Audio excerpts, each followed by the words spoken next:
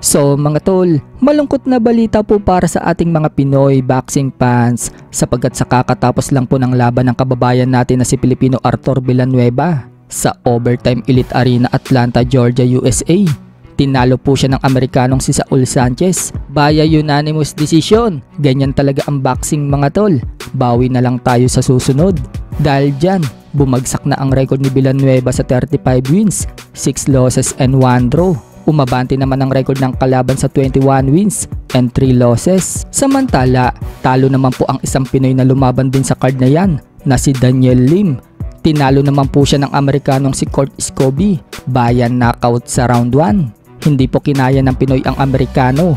3 beses pa pong bumagsak ang Pinoy sa round 1. Dahil dyan mga tol, bumagsak na ang record ng Pinoy sa 11 wins and 2 losses.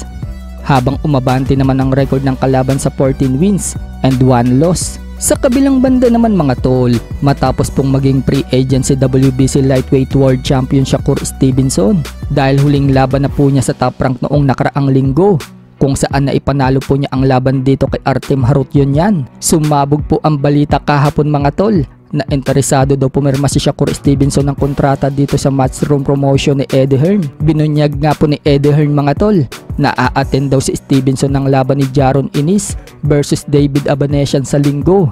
At interesado daw si Shakur na pumirma ng kontrata. Pahayag pa ni Eddie Hearn mga tol, si Stevenson daw ngayon ang pinag-uusapan sa buong mundo. Easy nga lang daw para kay Eddie Hearn na gawing star itong si Shakur.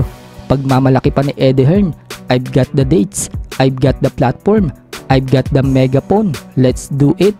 So tingnan na lang natin mga tol kung mapapaganda ba ang paglipat ni Shakur Stevenson ng promotion. Wika naman mga tol ng nakalaban dati ni Mayweather na si Andre Berto. Mukhang magiging stablemate daw itong si Shakur Stevenson at Mayweather dahil lalaban daw si Mayweather sa DAZN at lalaban din daw itong si Shakur sa DAZN.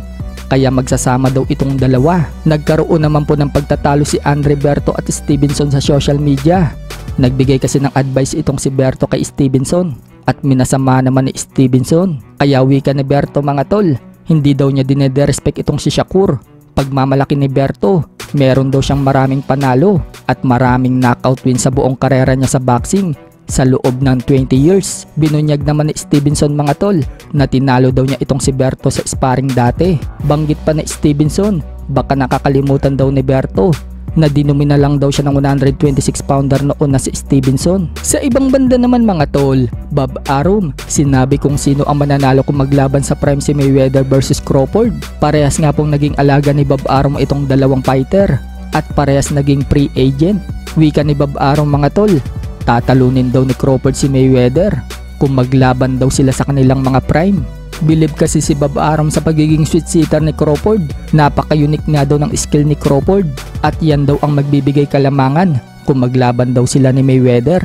Inihalimbawa pa nga po ni Bob Arum mga tol noong duminahin at ilang beses pabagsakin ni Crawford itong si Errol Spence Jr. Wika ni Arum, alam daw ni Crawford at coach nitong si Bomac na wala daw laban si Spence sa southpaw. Sa resume daw kasi ni Spence, 2 southpaw lang daw ang nakalaban nito. Kaya sa laban mga tol, southpaw ang ginamit ni Crawford.